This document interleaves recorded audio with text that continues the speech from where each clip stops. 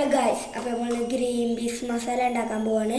അതിന് ആവശ്യമായ സാധനങ്ങൾ: മുളക് പൊടി, ചിക്കൻ മസാല, ഗരം മസാല, മഞ്ഞൾപ്പൊടി, മല്ലിപ്പൊടി.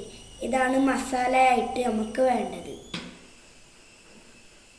ഇനി അടുത്തത് നമുക്ക് വേണ്ടത് വലിയ ഉള്ളി, തക്കാളി, ഇഞ്ചി, വെളുത്തുള്ളിയും ചതച്ചത്, മല്ലിച്ചപ്പ്, കറിവേപ്പില.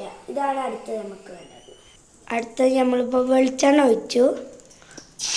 അടുത്ത വെളുത്തുള്ളിയോ ഇഞ്ചും ചതച്ചതിട്ട്. അടുത്തത് നമുക്ക് വേണ്ടത് ഉള്ളി, വലിയ ഉള്ളി ആട്ടോ. നമുക്ക് നല്ല ഇളക്കി കൊടുക്കാം.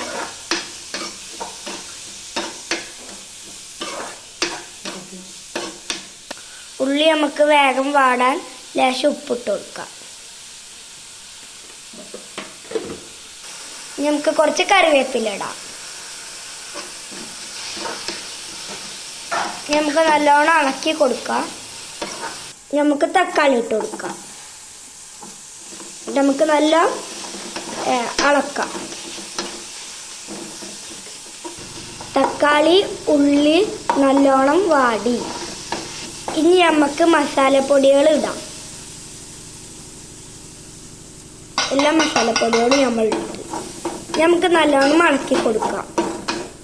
ഇനി നമുക്ക് കുറച്ച് ഗ്രീൻ പീസ് ഇട്ട് കൊടുക്കാം.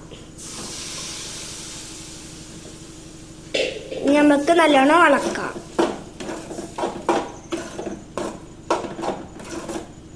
ഗ്രീൻ പീസ് വേവിച്ച് വെച്ചതാട്ട് നമ്മൾ ഇട്ട് കൊടുത്തത്.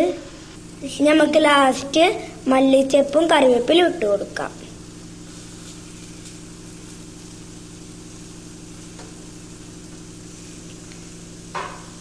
ഇനി നമുക്ക് നല്ലോണം ഇളക്കി കൊടുക്കാം. ഇന്നത്തെ ലഞ്ച് തയ്യാർ. അപ്പം നമ്മളിന്ന് ദോശയും ഗ്രീൻ പീസ് മസാലയാട്ടെന്ന് ഞങ്ങൾക്ക്. നമ്മൾ ലേശം ചട്നി ഒഴിക്കാന്.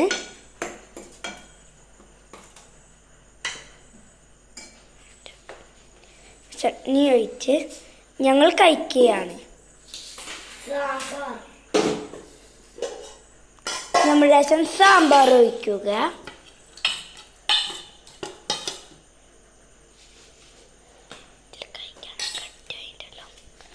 ഇതാണ് ഞങ്ങളെ ഇന്നത്തെ ലഞ്ച്.